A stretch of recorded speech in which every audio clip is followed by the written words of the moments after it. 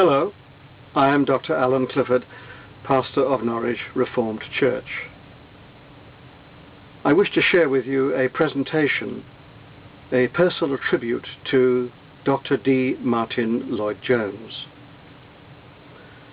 As a young Christian reared in Methodism, converted in Anglicanism, and in the process of discovering Puritanism, I became aware of this London-based Welsh minister known as the Doctor.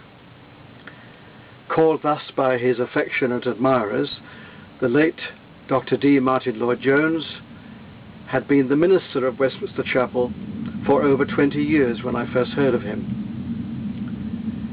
Commencing an engineering apprenticeship at the Royal Aircraft Establishment, Farnborough, in 1958, I later met Derek Fenn from Woking at the weekly lunchtime meetings of the REE Christian Union.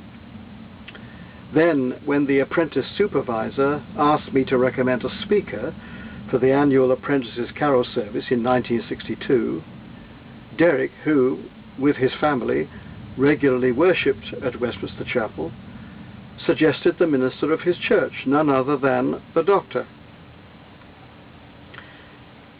Sharing this suggestion with one of the curates at the Old Parish Church, Farnborough, I was met with, "Oh no, he's a dour Puritan."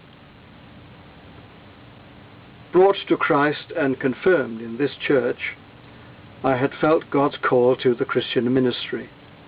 However, as my growing awareness of the Protestant origins of the Church of England was being made light of by this same curate, I was becoming drawn to the Puritans.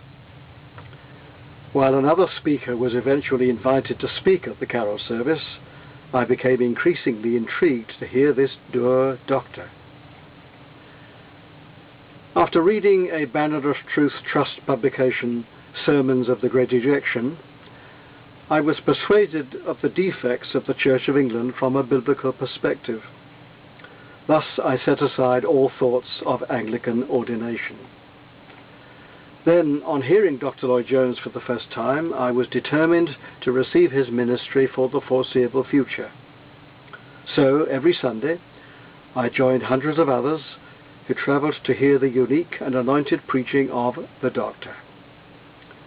With another RAE friend, Jeff Timmins, I also headed for Westminster Chapel every Friday evening to attend Dr. Lloyd-Jones's expositions of Paul's Epistle to the Romans. The 4:54 p.m. train from Farnborough to Waterloo was a rail journey with a difference. What regular spiritual feasts awaited us in London? With several unresolved theological issues in my mind, plus some personal problems, it was only a matter of time before I sought the counsel of Dr. Lloyd-Jones. I had the privilege of this 4 times during the next 3 years, lining up with others to attend the Doctor's surgery following every Sunday morning service. My first personal encounter with the Doctor occurred soon after I left the Church of England in 1963. I asked him to read a document I had written in which I articulated my reasons for secession, entitled Apologia, the 20th Century and 17th Century Nonconformity by an Anglican. While this document had earlier incurred the displeasure of the Reverend Michael Bourne, then Candidate Secretary of the Church Pastoral Aid Society and future Bishop of Chester, Dr. Lloyd-Jones was full of encouragement. "You have a very clear mind," he said. "Go on, go on." On another occasion, I was anxious to know the Doctor's views on the baptism of the Spirit, an issue I had encountered during a final charismatic phase of my Anglican years. While I had grave reservations about speaking in tongues and other phenomena, I could not discount a remarkable experience of the love of God which I had enjoyed a year or so before. This occurred while reading my Bible and praying, of all places, in a railway carriage. As the train approached Tonbridge, I was en route to Mabledon near Tunbridge Wells to attend a CPAS conference for prospective ordinands. On reading later the sermons of the Puritan Thomas Goodwin, I was convinced that his sealing of the Spirit exposition of Ephesians 1:13 made sense of my own experience. On asking the doctor about this, he encouraged me with his own testimony. He said, "I have had two remarkable experiences which enable me to preach as I do," he said. Later that year, with prolonged sleeping problems causing me to wake every morning feeling quite exhausted and depressed, the doctor provided a strictly medical explanation. "You are probably suffering from low blood pressure." He then added, "You are in good company. Oliver Cromwell and Mr. Gladstone suffered in the same way."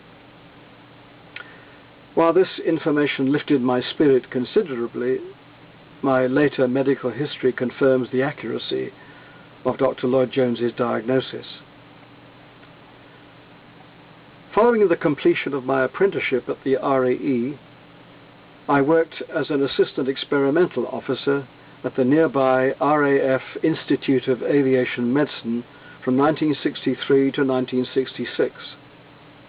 Attached to the psychology department, I was frequently embroiled in discussions with the generally atheist psychologists, for whom I worked in the design and construction of electromechanical apparatus for their experiments.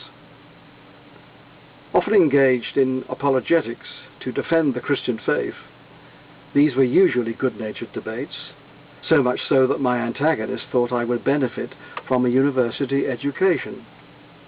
Consequently, I applied for a place at the University College of North Wales, Bangor, to read philosophy, psychology and history.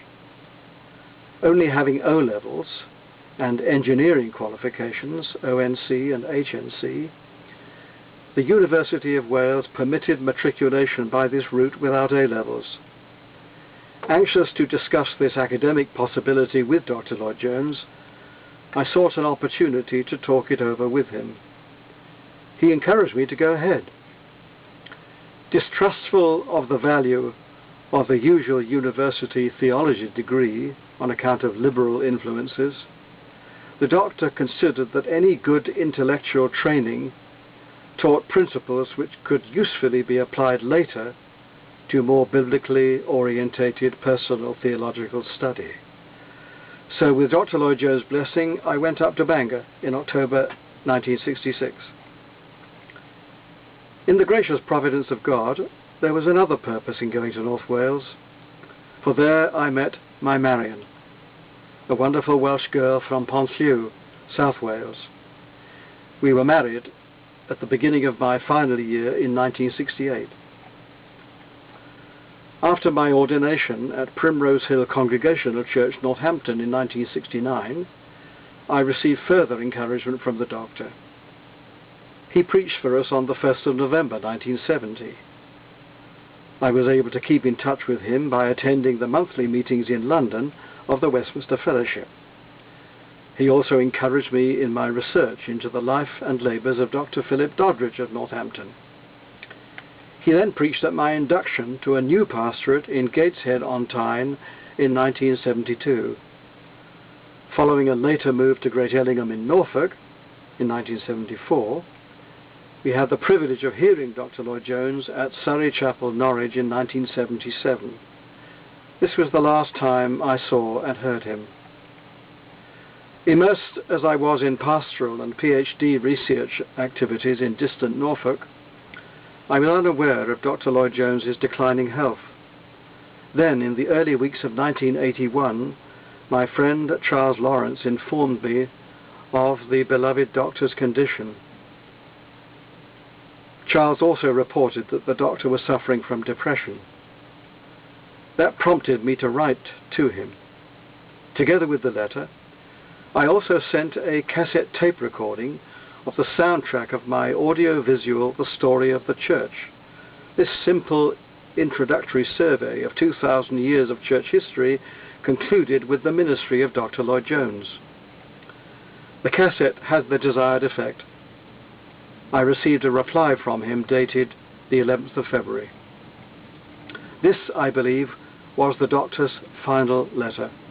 the last of 18 I'd received from him since the first in 1966.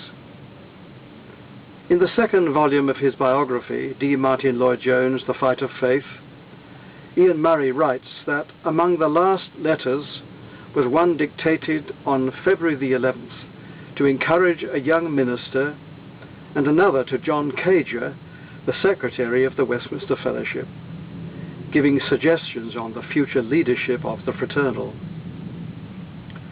According to D. Martin Lloyd-Jones' letters, 1919 to 1981, selected by Ian Murray, these letters were indeed the last.